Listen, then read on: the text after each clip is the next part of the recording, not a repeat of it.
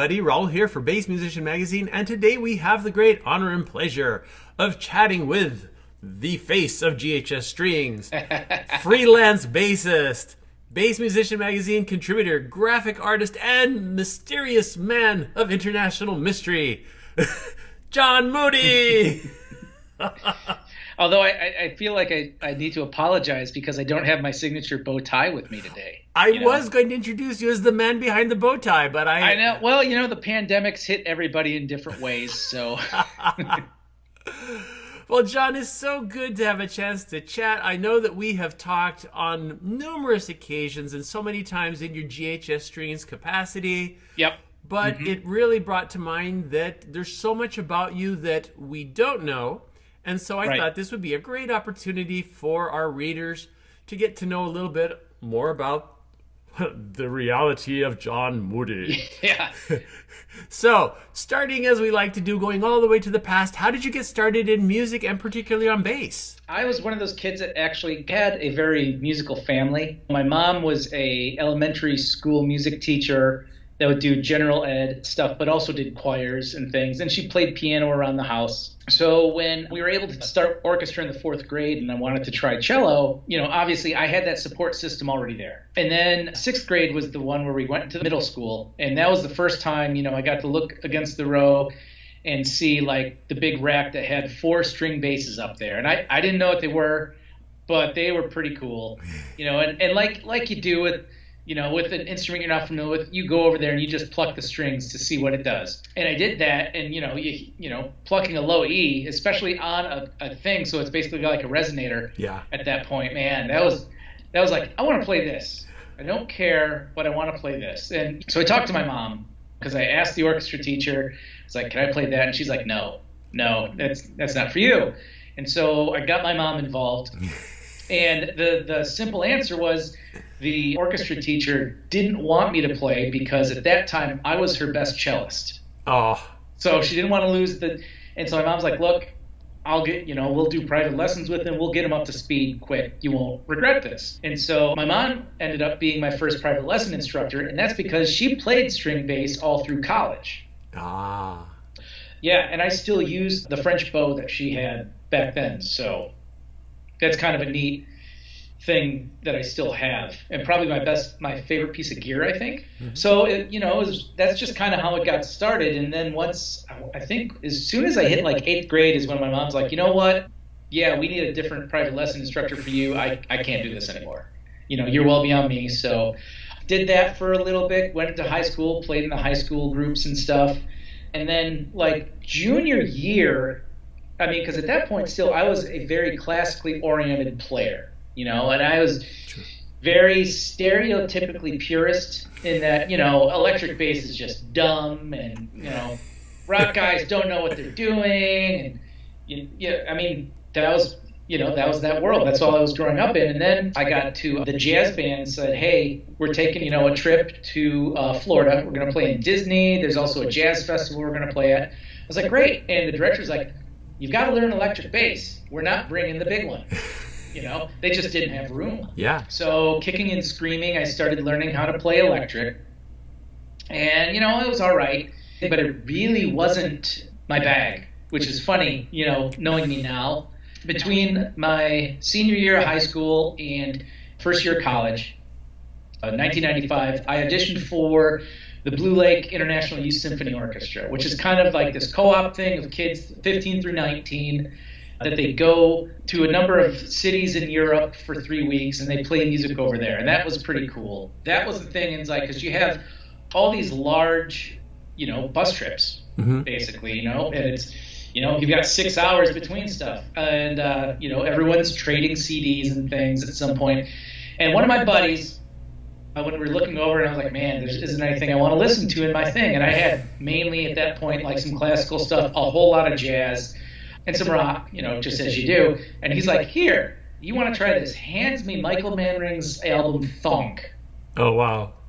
And puts it immediately on, I think, track 6, which is My Three Moons, the one where he plays like 3 basses at the same time. And he's like, you're just gonna wanna listen to this. And that was the tipping point for me.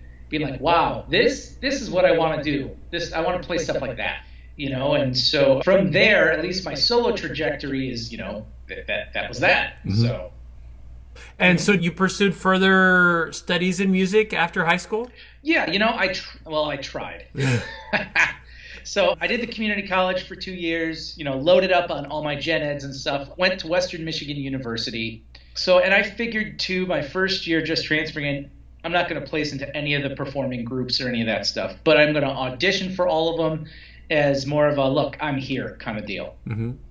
And in that regard, it worked great, But then, tried to get in to a school of music under classical bass, because it was either classical or jazz on upright. They didn't do anything with electric, and I'm like, that's fine. I can handle that stuff on my own. Yeah.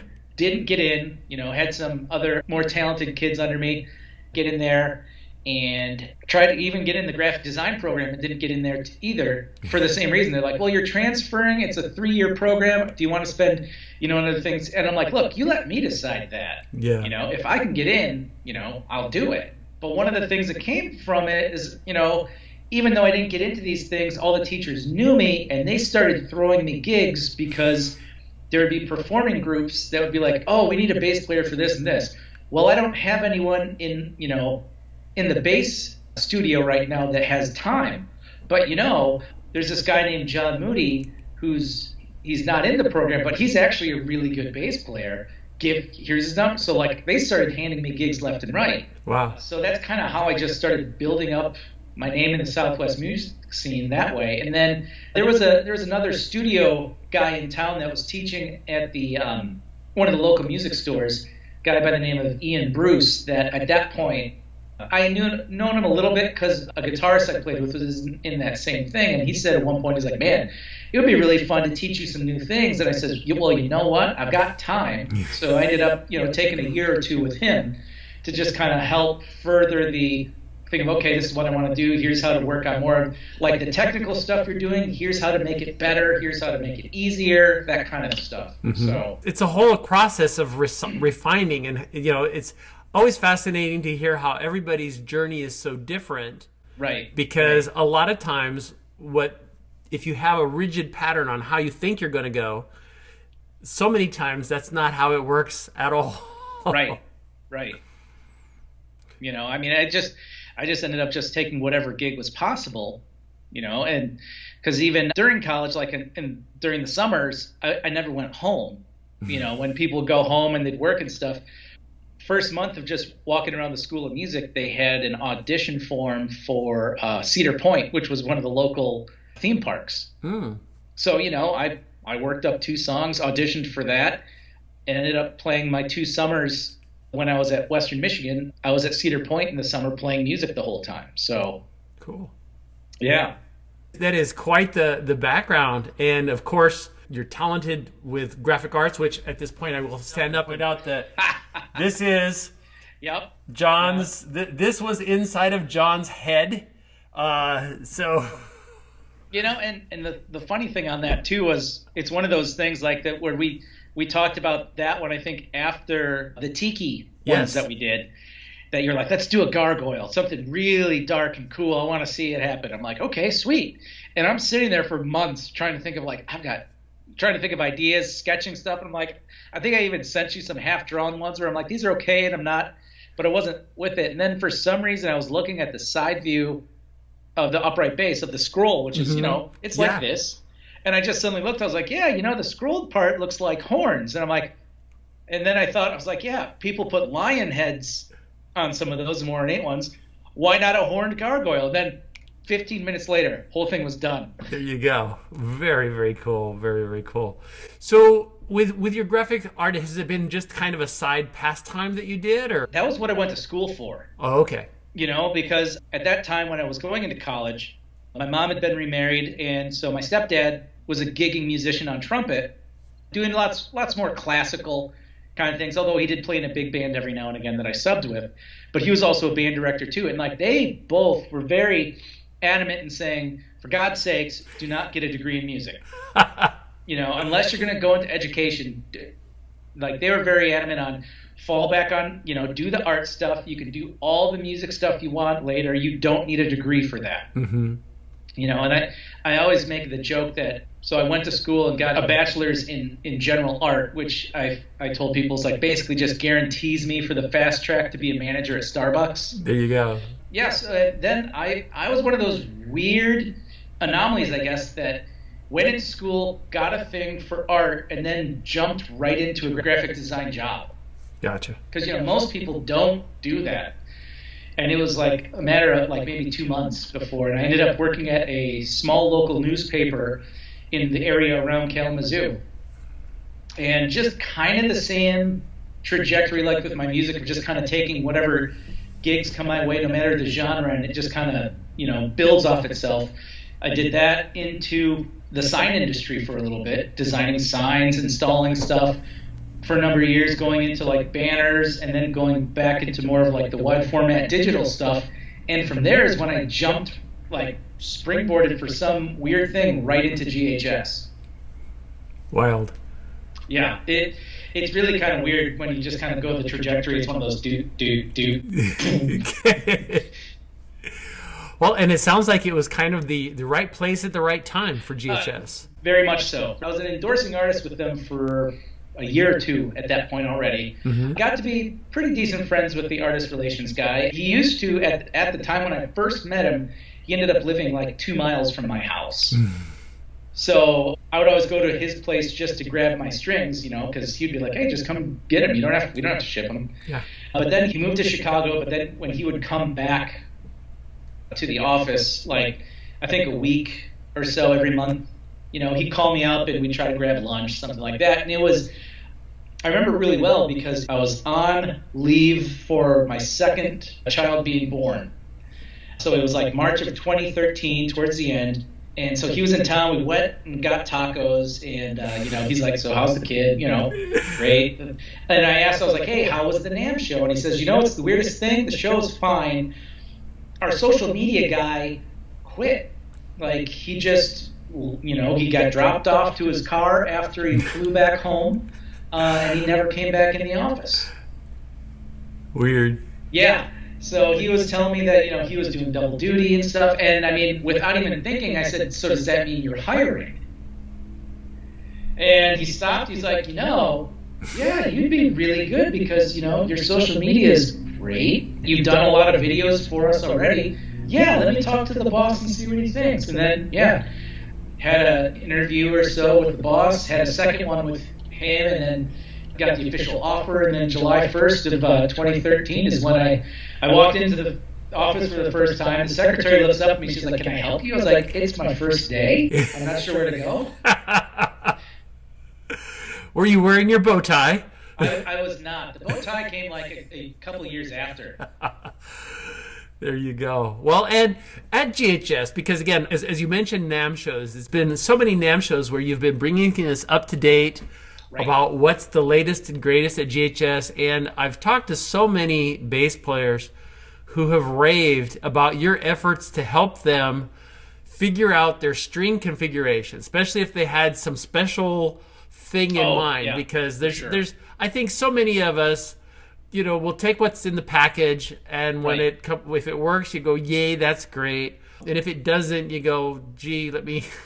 Yeah, for sure. And I mean, some of that came, I think, for two things. I mean, one, like I was always trying to get, when I was trying to kind of promote myself more, I was, going to these pedal companies and asking if they'd like some bass-centric videos because, almost all the time they have these great guitar videos and things. But when I was doing that, about 10 years ago, any of the bass ones were really done by a guitarist that just so happens to have a bass. Yeah.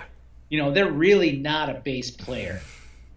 And there were a couple of people that jumped right at it. Like that was right when Pigtronics came out with their first round of bass-only pedals, and David Coltai sent me all of them and was like, "Hey, here, give it." And I had a great relationship with them for many years. Yeah, and so that was kind of when I came into GHS, was that same thing of being like, look, from a marketing thing, we make a whole lot more money on bass strings. Yeah. So why wouldn't you want to push those more? But the other part is, well, how would I want this company to be treating me? How would I want to have somebody be like helping me if I had some different things? Mm-hmm. And so that's kind of how I started approaching it. That's why I took the time to put together our tension chart when it seemed like balanced tension was a lot hotter topic than it is nowadays. Mm-hmm. I think that opened my eyes more because the tension chart wasn't really just for balanced tension. Sure, if you want to do that, fine. But it really was for those guys like you're talking about that are like, okay, I'm playing in D standard. What's the best set for me? And so that's when you could actually start looking at the chart and be like, okay, well, if you like a medium set, this is about the kind of weight that it pulls. Try these gauges; it'll probably be the same. Mm-hmm. Or somebody that's like, yeah, I want to tune in fifths, on my 4-string. Okay, cool. That this is how we can do it. This is how it'll compare. So it really became more of a tool. And to be honest, and I've told people, and it's not BS.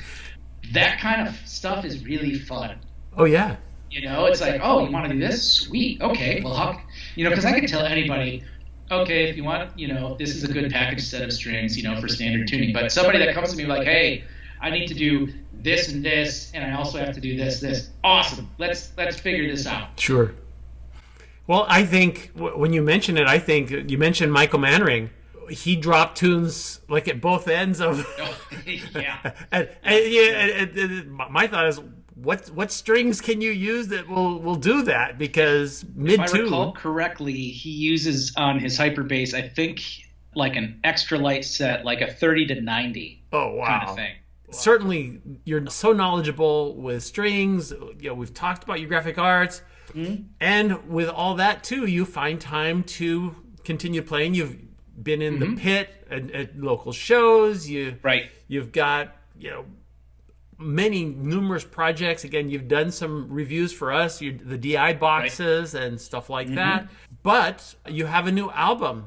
I do. So we should talk about that. Yeah, I finally was able to put the whole thing together because it started out just trying to record stuff to keep myself busy when everything first started. When the first wave of lockdowns hit, GHS was closed. We were forced to close. So we were all furloughed for like 6 weeks, and I didn't know what to do, So my then girlfriend was saying, hey, let's just work on some stuff. So we kind of did one thing, and we put out an album called The Drought back in 2020 for that. But I started working on these other tunes off and on for this. Mm-hmm. And some of them were new arrangements of things, like the Billy Joel tune was an arrangement I just took on myself. But then some of them, like Punk Rock Chic, it was a melody that had been eluding me for like decades. Like I had played that for a friend in college, just the main opening part. And I didn't know where to go with it. I didn't know what we'd do. And it's one of those, you'd pull it out, you'd play it, and you'd feel like, okay, we're going somewhere, and then you don't, and then it just falls flat, and you're like, crap. So it just stayed in my binder of written down things. And finally I was just like, you know what? No, I'm going to muscle through this. And I just kind of was, frustrated with that. All right, well, and then I was noodling on something else, and I found this other cool idea. And I'm like, oh, that's really cool. Hey, wait a second. What if I just sandwiched those things together? And I did. And suddenly the rest of the tune wrote itself in 10 minutes. So that was that. And I tried to record a couple of things as I had time. But, obviously life happened, like between this whole pandemic thing too. Like my girlfriend and I got engaged, we bought a house and we moved, then we got married. So, I mean, a lot of other big stuff happened. And, I took some gigs here and there. But then finally, I think the beginning of this year was like, oh, no, how far do I need to do on that? And we looked down. She's like, you could probably kick that out in a couple weekends. Mm-hmm. I'm like, oh, yeah, you're right. So I did it. I kind of went that way, and that is what we have. So we've got a half a dozen tunes, yep. And I think that especially as I've been talking to quite a few performers, the pandemic, those that looked introspectively came out with pieces that were related and so kind of reflective. And I find that a lot, especially listening to like the depth and the chamber around you. Yeah. As you're playing, again, it is quite fitting for kind of the notion, but it's not all somber, just right. whoa kind of stuff. Right. And I mean, a lot of that stuff is, I think this is the first one too that I'm finally like really jumping into effects as tools and not just the notion that we always have of, oh, I click this thing on, I play, and then I turn it off. It's like, no, you can use it as a sculpting thing. Mm-hmm. And that's from my buddy Jason Achilles, who's done a ton of music just like what I do in LA. And he actually recorded Chandelier for me back then. But we had these huge talks about using effects more as layering mechanisms and stuff. And so that was kind of some of this things that I took with this. And it's from doing all the stuff with Bass Musician that I got hooked up with Eventide. Okay. And, you know, after doing a review or two, they just kind of put me on the beta testing stuff, you know, because they're like, we really like what you do. Why don't you just give us some feedback ahead of time? And that's where kind of, if you check out the Chorasaurus pedal that they have, it's a standalone, but it started out as an algorithm on the H9. 3 of those presets are mine. Oh, wow. Yeah. So there's some cool stuff that way. But by doing all that beta testing and things, that's kind of what helped me be like, oh, yeah, you know, if I could dial this in, I'm going to do this and this. This starts. And then suddenly, yeah, these songs that we had, it was like, okay, well, if I'm going to play that, like, it needs this. Mm-hmm. You know, and that's especially true, I think, with the first tune on that one, which is a Hoon. I'm probably not going to pronounce it correctly because it's French, but I think it's Un peu de tristesse, which is a little sadness. It was written in 95. Wow. And it was off that Blue Lake trip because there was 4 of us in the bass section. There were, I think, about 7 of us, but 4 of us were really we were pals, you know. And there was one last week where everybody was kind of artist in residence at the end of camp, but I couldn't do it because that's when college was starting. So I wrote that as a farewell trio to them because obviously if I'm gone, there's only 3 people. Yeah. So, and I was kind of like, oh, this would be cool to arrange at some point on electric bass. Let's give it a try. And so I'm playing and I'm like, man, that's really simple and stuff. And I just kind of was screwing around with the delay, and it's the Rose delay, and it has such a weird organic like hit on it. Once it hits that first echo, it goes like this kind of, and just kind of starts decaying it and detuning it also. And as soon as I heard that, I'm like, okay, cool. That's when I started, let's slow that delay down. And then I'm like, yeah, that's the tempo of the song. So like the song itself is super easy to play. It's basically all whole notes and half notes. But if you don't play it with the delay, it doesn't work. Gotcha. Well, and that certainly ties through. As we talk about gear and how you're getting your sound. I recall I think it's a Serene bass or Serene. Yes, I think that's it. Yeah.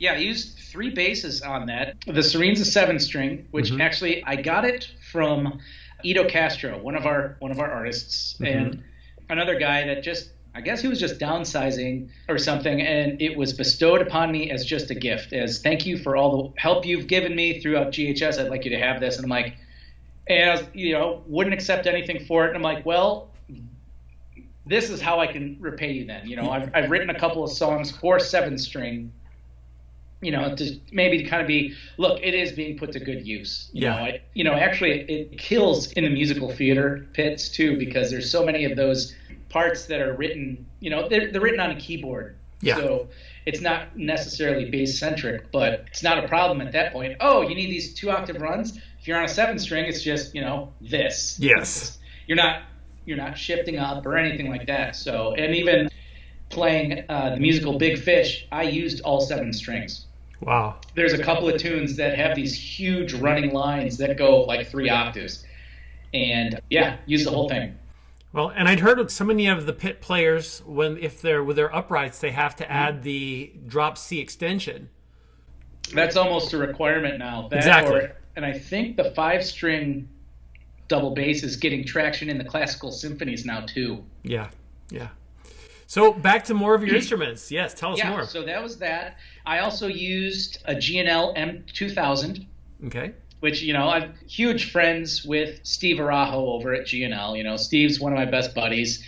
Him, Tony Paleo, and I, are basically, inseparable. And I mean, side note too, both those guys, and Keith Sticks from Tsunami Cables. That was my entire groom's party for the wedding. But I used that for And So It Goes. Mm-hmm.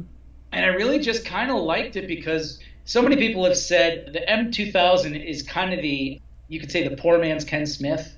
Okay.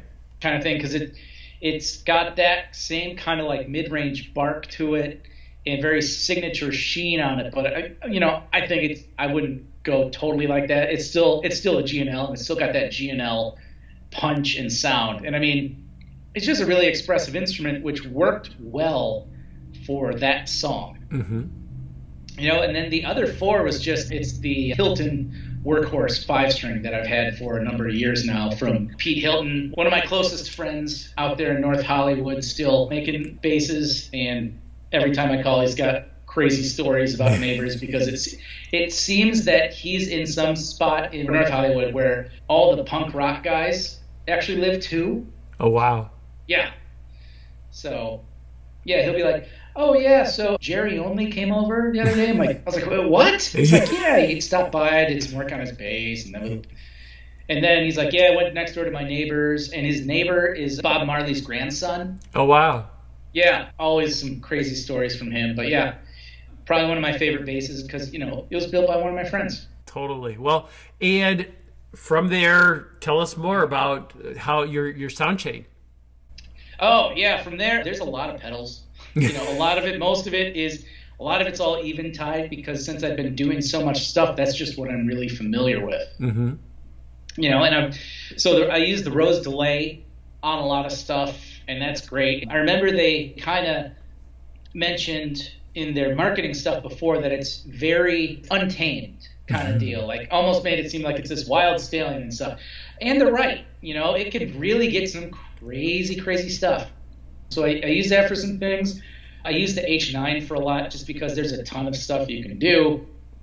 I use just the standard like black hole delay on a bunch of it, and that's where you get that really big cavernous stuff. There's a couple reverse delays I tweaked that I like a lot in there. The distortion part you hear in Punk Rock Chic is off that, but it's called Chisel, and it's just, it's ruthless is the best way I can put it, and I like it.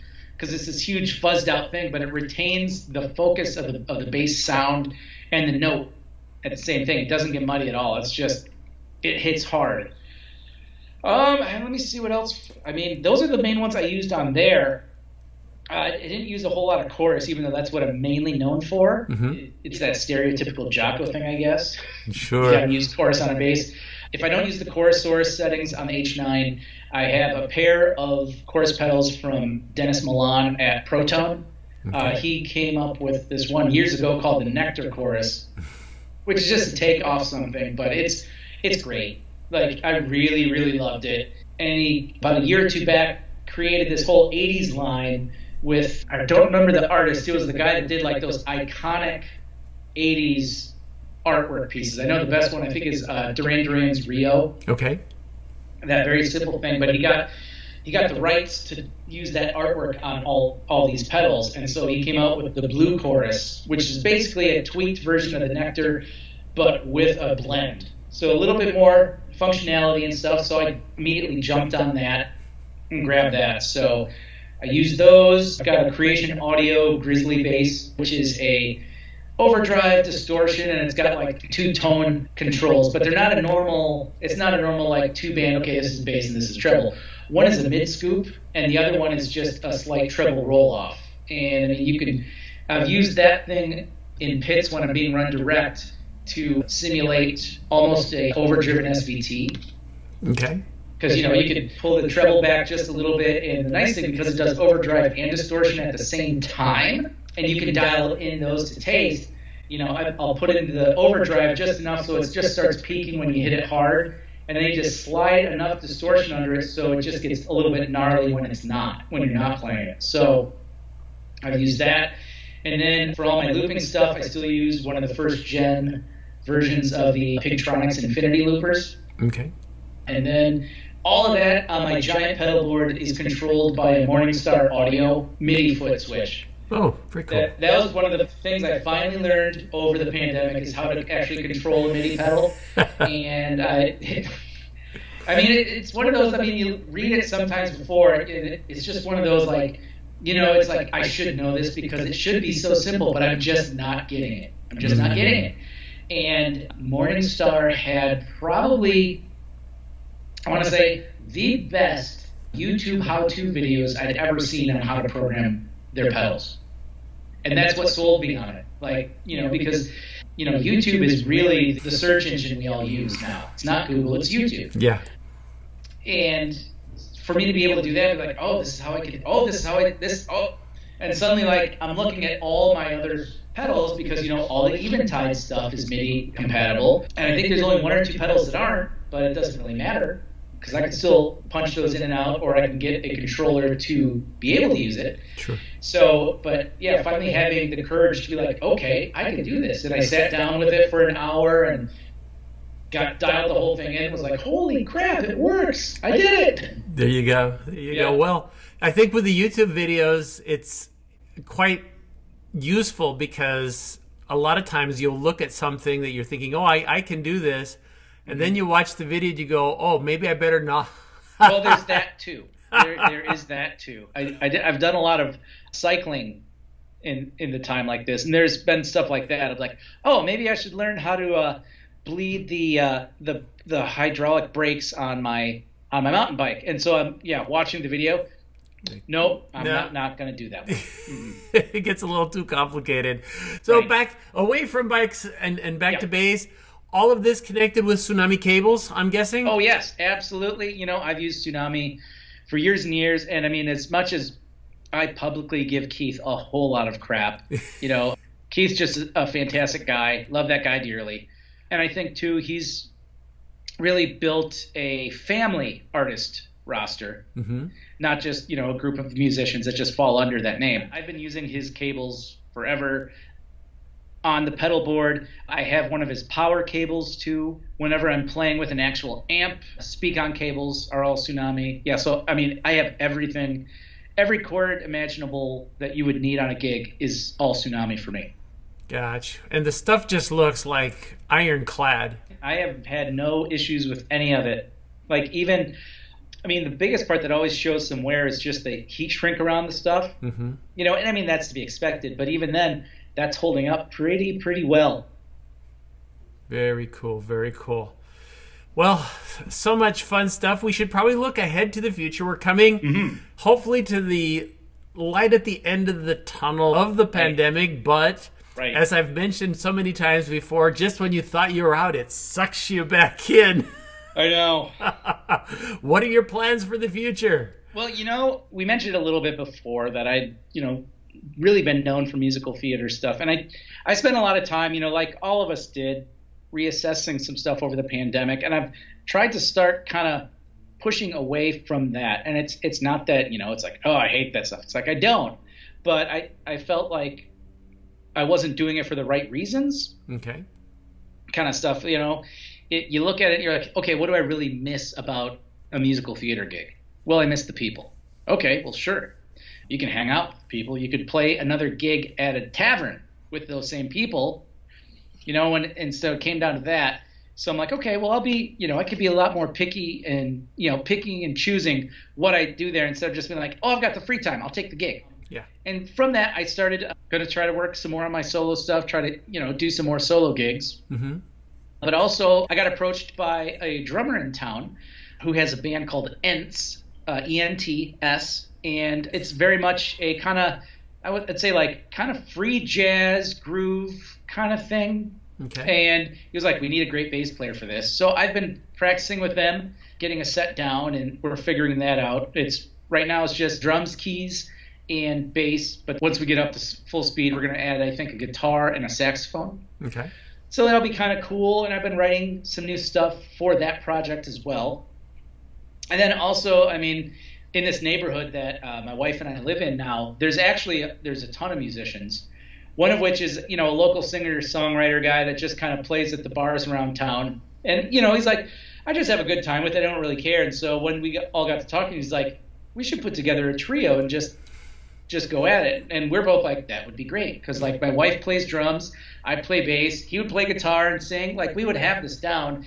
And it's kind of that thing. It was like, okay, the money's going to be awful, but the amount of fun we're going to have on this is going to be through the roof. So, Sure. I mean, why shouldn't we do it? Especially after these last 2 years, if it's going to be fun, you should probably give it a shot, especially now. So, Absolutely. Well, and if people want to stay on top of what you're doing, because again, there is just so much. There's a lot. Should they go to justmoody.com? Justmoody.com is my main landing page, has all the social media links and stuff like that.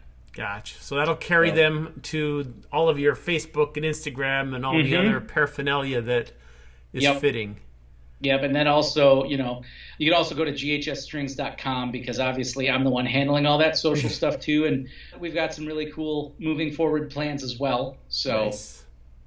Very exciting. Well, John, we appreciate you taking time out of your busy schedule to chat with us, to tell us the whole story and so much interesting detail. Folks, make sure you check out Life in a Pandemic and look forward to listening to Punk Rock Chick, because you're going to be slapped in the face with distortion that you weren't expecting. You're going, wow, where'd that come from? Yep. Anyway, you've seen him here, Jonathan Moody on Bass Musician Magazine. Thanks, Raul.